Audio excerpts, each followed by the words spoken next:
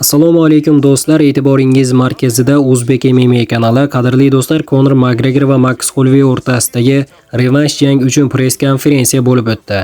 Men esa buni sifatli qilib to'liq o'zbek tiliga tarjima qildim. Albatta bu sizlar uchun. Tayyor bo'lsangiz videoni boshlaymiz. Albatta mehnatim uchun like bosib obuna bo'lib qo'yishni unutmang. Two-weight world champion. Here is the pride of Ireland, the notorious Conor McGregor.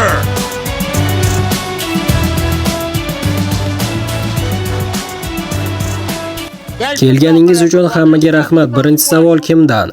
Conor Makgregordan boshlamoqchi edim. Conor, qafasdan uzoqdagi uzoq 5 yildan so'ng yana shu matbuot anjumanidasiz. Hozirgi lahzalarda muxlislardan olayotgan mana shu hissiyotlar, bu munosabat haqida gapirib bersangiz.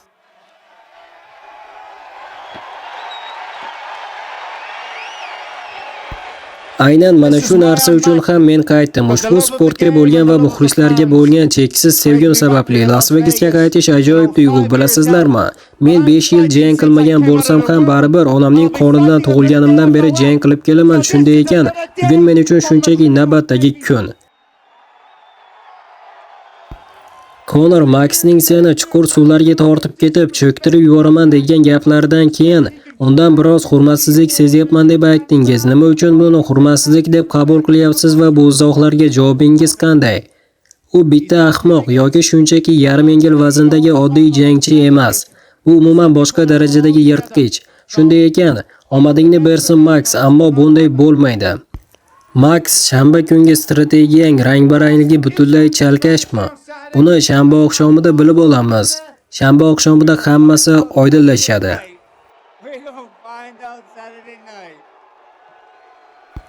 Max, Conorning aytishicha, u yerga tushib senga qo'l tekkizadi. Sen esa unga hatto qo'lqopingni ham tekkiza olmas ekansan. Conorning bu gaplariga nima deysan?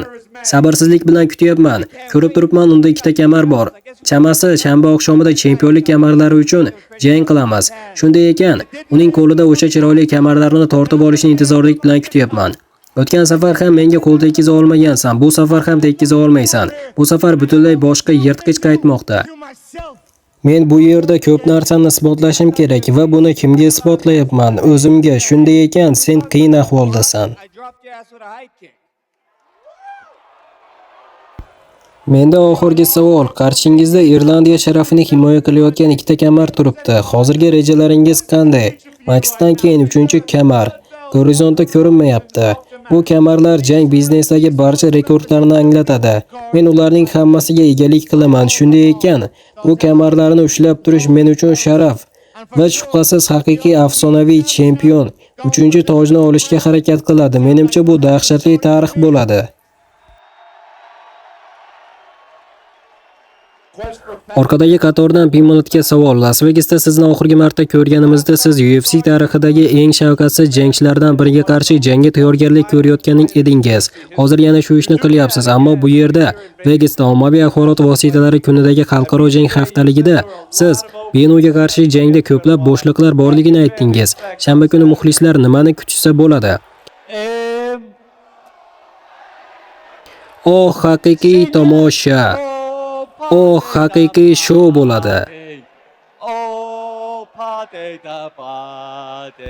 Ha, shubhasiz albatta Benau jang boshidan tajovuzkor bo'lishini va boshimni uzib olishga harakat qilishini kutyapman. U dunyodagi eng yaxshi yengil vaznli jangchilardan biri. U ringga chiqib, meni yanchib tashlamoqchi bo'ladi, ammo o'ylaymanki, Justin Gaethje'ga qarshi jangda hech kim mening boshimni uzib ola olmasligini isbotlandi. Muxlislar aytganidek biz nokaut bo'lmaymiz va men so'rashim kerak, yilning eng yirik turnirlaridan birida bunday kutib olishingizga nima deysiz?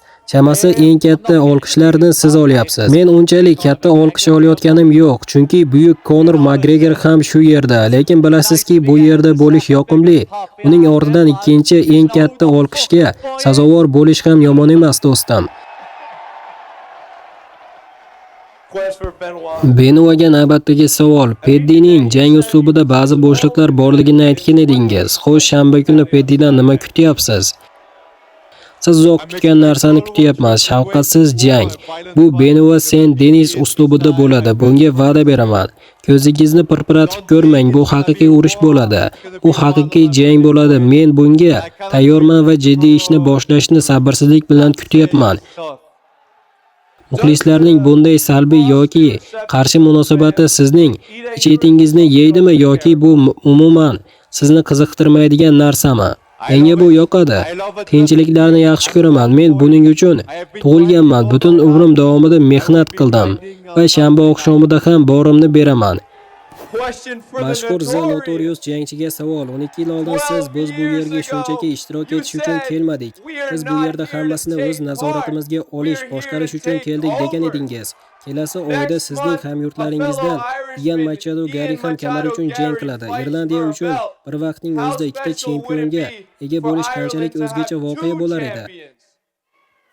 Xudoning marhamati, Makgregorlar oilasi va buyuklik. Bilasizmi, nimaniki ko'rayotgan, nimaniki his qilayotgan va eshitayotgan bo'lsam, barchasi Xudodandir. Men marhamatlangandanman. Bugun hammamiz shu yerda marhamat topganmiz va men qadrlayman. Har biringiz va sodir bo'layotgan barcha narsalarni qadrlayman. Men shahrimni qadrlayman va raqiblarimni ham hurmat qilaman. Bu sahnadagilarning barchasi mening raqiblarim. Gapni aylantirib o'tirmang, bilasiz-ku, ularning hammasi katta boss. Va yana bir savol The Notoriousga. Siz va oilangiz juda ko'p qiyinchiliklarni boshdan kechirdingiz. Siz juda mashhur bo'ldingiz. Shaxs sifatida nihoyatda o'sdingiz. 4 ta farzandingizga ularning otasi yana o'ziga kelib cho'qqiga qayta olishni ko'rsatish siz uchun qanchalik ahamiyatli? Biz Makgregorlarmiz. Farzandlarimga aytaman, biz Makgregorlarmiz. Biz buyuklikni timsol etamiz va shanba oqshomida buni o'zingiz ring yonida ko'rasiz. Chaqaloq Makgregor buyuklikni anglatadi.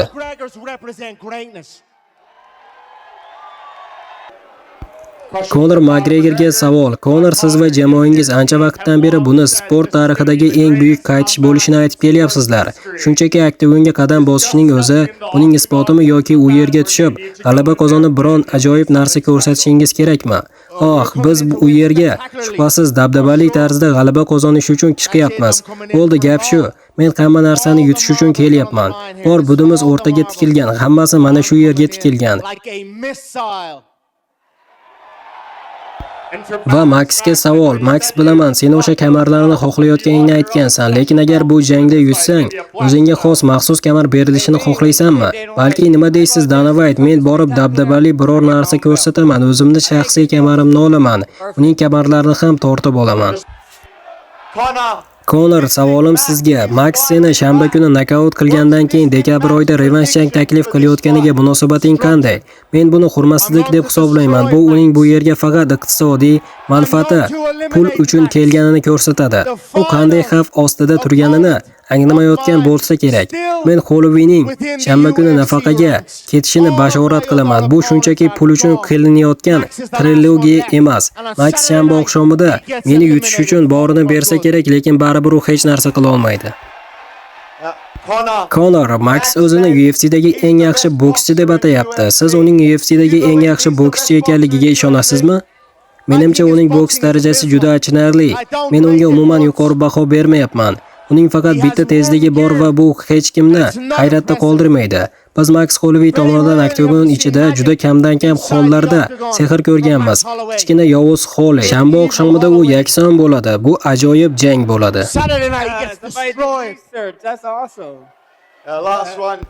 Conor, oxirgi savolim. Siz oktagonda 5 yildan uzoq bo'lganingizda sizni tekitlashtirganini va o'z cho'qqingizga, prime davringizga qaytganingizni aytdingiz. Biz shanba kuni haqiqiy prime Makgregor va Maxni ko'ramizmi? Siz unga ishonasizmi? Men hozir ham har doim ham o'z cho'qqimdaman. Shanba oqshomida buni maydonga olib chiqing. Siz buni ko'rasiz. Men unga ishonaman. Men unga ishonaman.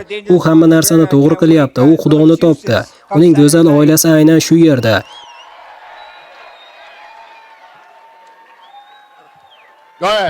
Marhamat, davom eting. Mening savolim Conorga. Conor, yaqinda intervyuingizda birinchi jangingizdan keyin Max sizning uslubingizni ko'chirib olganini aytdingiz. Sizning uslubingizda jang qilib chempionlikni qo'lga kiritdi. Max aynan nimalarni sizdan ko'chirib olgani haqida aniqroq ayta olasizmi? Butun o'yin uslubini sendan o'g'irladimi? Siz bilasizki, Max mening Ba'zi zarbalarim va uslublarimni qo'shib oldi. Hatto bayroq ko'tarib yurishni ham undan oldin hech ko'rmagan edim.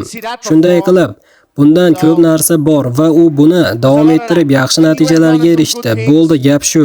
Shuning uchun biz yana shu yerdamiz. Demak, shanba oqshomida shouni o'tkazib yubormang. Evolutsiya. So out with your notebook to the entire fight game. The Mac is back.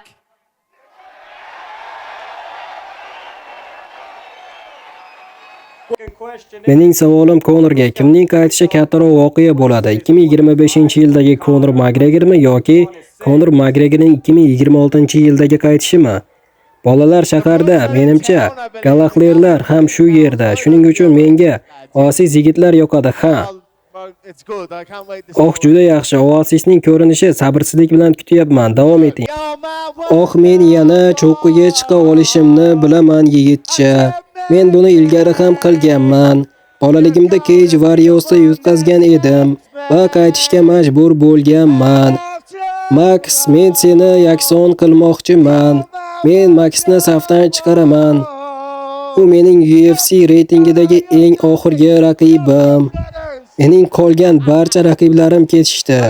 Max oxirgisi bo'lib qoldi. Uzr so'rayman, do'stlar.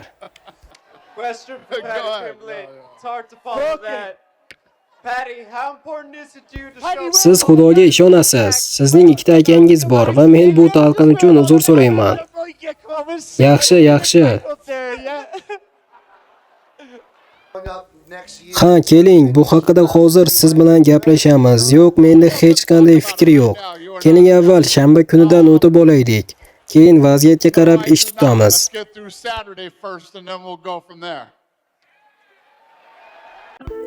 Mana do'stlar, hozirgi dasturimiz xuddi mana shu yerda o'z yakuniga yetdi. Videoni oxirigacha ko'rganlarning barchasiga kattakon rahmat.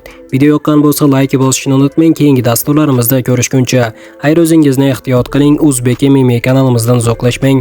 Tez orada ko'rishguncha do'stlar.